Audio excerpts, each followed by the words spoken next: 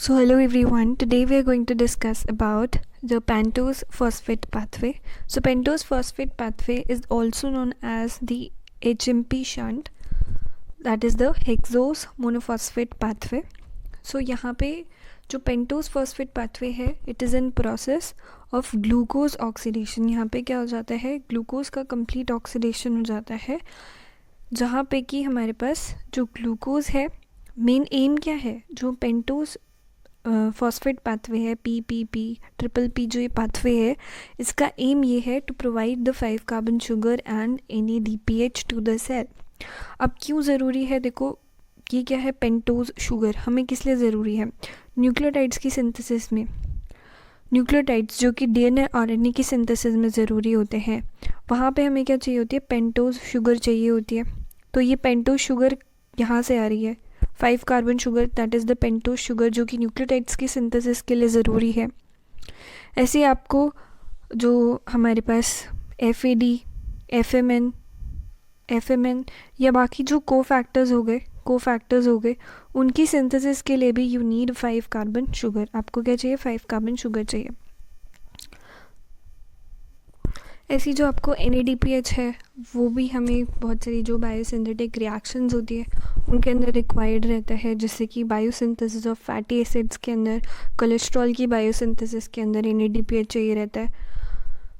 सो यहाँ पे क्या हो रहा है, ग्लूकोज का कंप्लीट ऑक्सीडेशन हो जाता है पेंटोज फॉस्फेट पाथवे के अंदर. अगर हम लोकेशन की बात करें कि जो ये पाथवे कहाँ पे होता है, तो ये साइटोसोल के अंदर होता है एंड सभी टिश्यूज़ के अंदर हो सकता है एक्सेप्ट द मसल्स को छोड़ के. अब इसके दो फेजेस होते हैं, एक होता है ऑक्सीडेटिव फेज़, एक होता है non oxidative phase. Oxidative phase में जो ग्लूकोज है वो किस में कन्वर्ट होती है, राइबोज 5 फॉस्फेट प्लस NADPH, और ये इरिवर्सिबल फेज़ होता है and it run in all cells of our body. Non oxidative phase में क्या होता है कि जो 5 कार्बन शुगर है वो 6 कार्बन शुगर में कन्वर्ट होती है. ये प्रोसेस रिवर्सिबल होता है and it runs in the non dividing cells. So अगर हम पाथवे देखें तो द फर्स्ट स्टेप इज़ कि जो ग्लूकोज 6 फॉस्फेट है वो कन्वर्ट होता है 6 फॉस्फो ग्लूकोनोलैक्टोन के अंदर. एंड मतलब जो हमारे ग्लूकोज 6 फॉस्फेट है इसका ऑक्सीडेशन हुआ है एंड वो किस में कन्वर्ट हो गया है, 6 फॉस्फो ग्लूकोनोलैक्टोन के अंदर. जो एंजाइम इस रिएक्शन को कैटलाइज कर रहा है that is glucose 6 phosphate dehydrogenase and it is NADP dependent enzyme. And ये वाला जो हमारा स्टेप होता है ये रेट लिमिटिंग स्टेप होता है. It is rate limiting step means कि जो हमारा प्रोसेस है वो फास्ट होगा कि स्लो होगा, वो इस स्टेप के ऊपर डिपेंड करता है. अगर ये स्टेप फास्ट हो रहा है तो पूरा प्रोसेस फास्ट होगा, अगर ये स्टेप स्लो हो रहा है तो पूरा प्रोसेस क्या होगा, स्लो होगा. फर्दर उसके बाद हमारे पास क्या होता है कि जो 6 फॉस्फो ग्लूकोनोलैक्टोन है वो कन्वर्ट होता है 6 फॉस्फो ग्लूकोनेट के अंदर. यहाँ पे जो लैक्टोन है, 6 फॉस्फो ग्लूकोनोलैक्टोन है, उसका हाइड्रोलिसिस होता है and it is the lactone is hydrolyse to the 6 phospho gluconate. जो एंजाइम इसको कैटलाइज कर रहे हैं इस रिएक्शन को दैट इज़ हाइड्रेटेस. उसके बाद फर्दर क्या होता है कि जो हमारे 6 फॉस्फो ग्लूकोनेट है, 6 फॉस्फो ग्लूकोनेट है, that converts into the ribulose 5 phosphate. वो किस में कन्वर्ट होता है, राइबुलोज 5 फॉस्फेट के अंदर. अब ये जो रिएक्शन है ये ऑक्सीडेशन डीकार्बोक्सिलेशन रिएक्शन है. डीकार्बोक्सिलेशन क्यों, क्योंकि यहाँ पे CO2 जो है रिमूव हो रहा है, इट मीन्स यहाँ पे डीकार्बोक्सिलेशन रिएक्शन है. सो यहाँ पे अगर हम बात करें तो पहले क्या होता है कि जो ये 6 फॉस्फो ग्लूकोनेट है ये कन्वर्ट होता है कीटो शुगर के अंदर. It convert into the keto sugar means the 3 keto 6 phosphogluconate means it's keto form इसकी कीटो फॉर्म में ये चेंज होगा. एंड यहाँ पे जो एंजाइम इन्वॉल्व रहता है that is the dehydrogenase enzyme. उसके बाद फर्दर जो हमारी कीटो फॉर्म होती है वो यहाँ पे एक स्पॉन्टेनियस डीकार्बोक्सिलेशन रिएक्शन होगा. मतलब जो CO2 है वो क्या हो जाएगी, रिमूव हो जाएगी एंड वो किस में कन्वर्ट हो जाएगा, राइबुलोज 5 फॉस्फेट के अंदर. मतलब ये पहले कीटो वाली फॉर्म में कन्वर्ट होता है, 2 रिएक्शन हो रही है ना, ऑक्सीडेशन और फिर डीकार्बोक्सिलेशन। सो पहले क्या हुआ यहाँ पे, कीटो फॉर्म में जब ये कन्वर्ट हुआ तो that was the oxidation step, फिर डीकार्बोक्सिलेशन हुआ एंड वो फिर क्या बन गया हमारे पास, राइबोलोज 5 फॉस्फेट। इसलिए बोलते हैं कि ये क्या है, ऑक्सीडेशन भी हो रहा है यहाँ पर, ऑक्सीडेशन भी हो रहा है और डीकार्बोक्सिलेशन भी हो रहा है, डीकार्बोक्सिलेशन भी हो रहा है।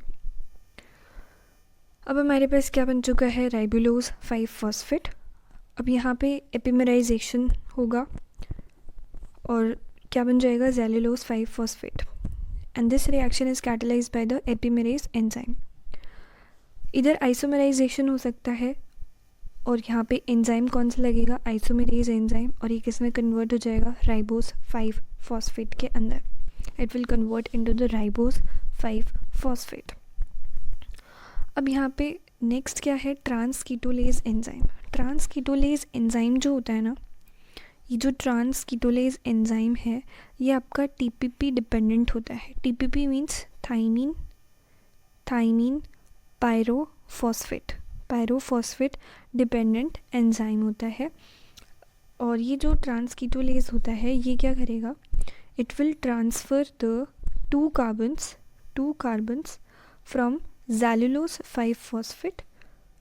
ज़ेलुलोज 5 फॉस्फेट से क्या करेगा, 2 कार्बन ट्रांसफ़र कर देगा किसके ऊपर, राइबोज 5 फॉस्फेट के ऊपर। मतलब ज़ेलुलोज 5 फॉस्फेट के 2 कार्बन कहाँ पे ट्रांसफ़र कर देगा, राइबोज 5 फॉस्फेट के ऊपर, जिससे कि हमें क्या मिल जाएगा, सेड्यूहेप्टिलोज 7 फॉस्फेट, जिससे हमें क्या मिल जाएगा, सेड्यूहेप्टिलोज 7 फॉस्फेट प्लस में G3P, that is the glyceraldehyde 3 phosphate. So transketolase ने क्या किया, 2 कार्बन को ट्रांसफ़र कर दिया ज़ेलुलोज 5 फॉस्फेट से राइबोज 5 फॉस्फेट पे, जिससे कि हमें सेड्यूहेप्टिलोज 7 फॉस्फेट प्लस में ग्लिसरल्डिहाइड 3 फॉस्फेट मिल गया।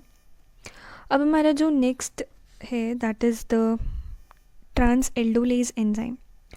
ट्रांसएल्डोलेज एंजाइम, देखो यहाँ पे जो ट्रांसफ़र हो रहा है ना वो फ्रॉम कीटो फॉर्म हो रहा है, keto form, this is the keto form से ट्रांसफ़र हो रहा है, मतलब विद कीटो ग्रुप।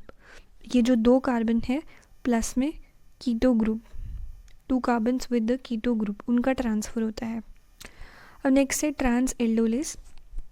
सो अब यहाँ पे क्या होगा कि जो 3 कार्बन है जो सेड्यूहेप्टिलोज के, नेक्स्ट स्टेप में क्या होगा कि जो सेड्यूहेप्टिलोज के 3 कार्बन है वो ट्रांसफ़र हो जाएंगे ग्लिसरल्डिहाइड 3 फॉस्फेट पे, जिससे कि हमें क्या मिल जाएगा, we will get the fructose 6 phosphate. हमें क्या मिल जाएगा, फ्रक्टोज 6 फॉस्फेट मिल जाएगा।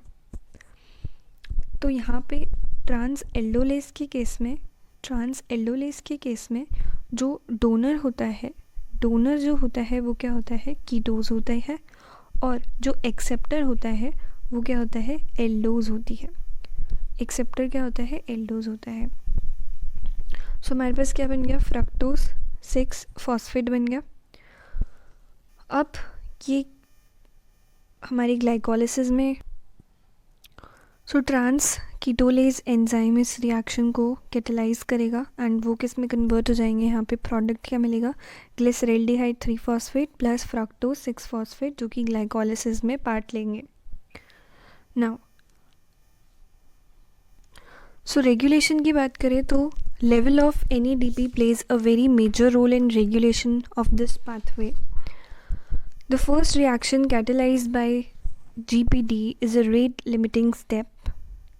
So first जो हमारे पास स्टेप होता है, ये ग्लूकोज 6 फॉस्फेट कन्वर्ट होता है 6 फॉस्फोग्लूकोन और लैक्टोन के अंदर, तो ये रेट लिमिटिंग स्टेप होता है जो कि NADP डिपेंडेंट है।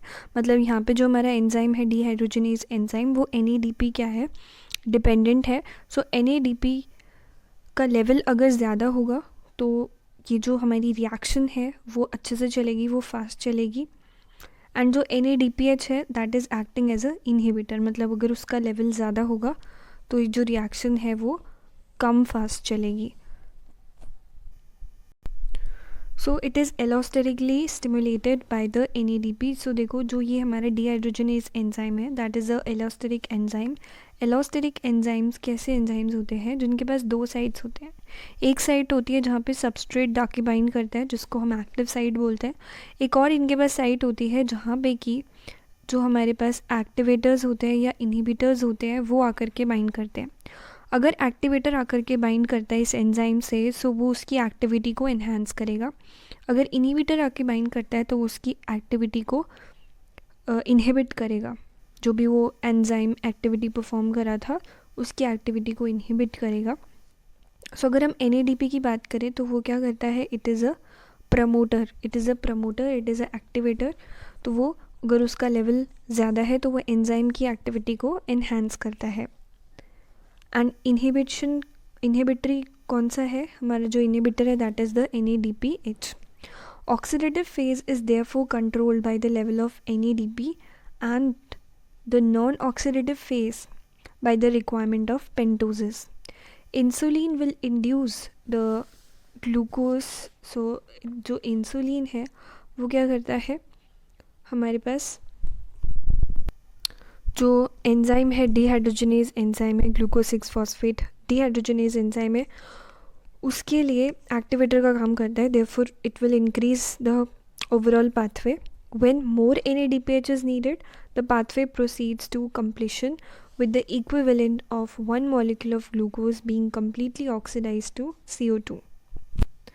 So ये जो हमारा dehydrogenase एंजाइम है 6PD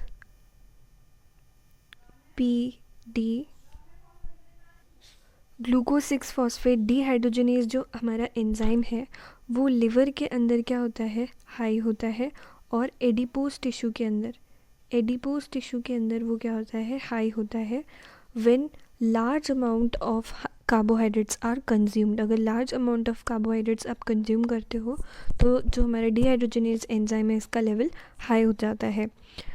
अब एक और चीज़ आप यहाँ पे ऐड कर सकते हो, दैट पार्मिटोइल कोए क्या करता है, इसके लिए इनहिबिटर का काम करता है, इस एंजाइम की एक्टिविटी को इनहिबिट करता है.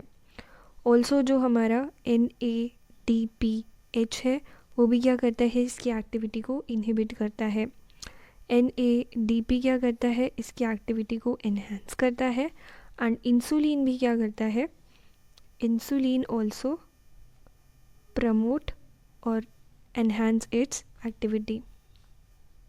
So that's all for today. If you like the video, do share it with your friends. Thank you and have a good day.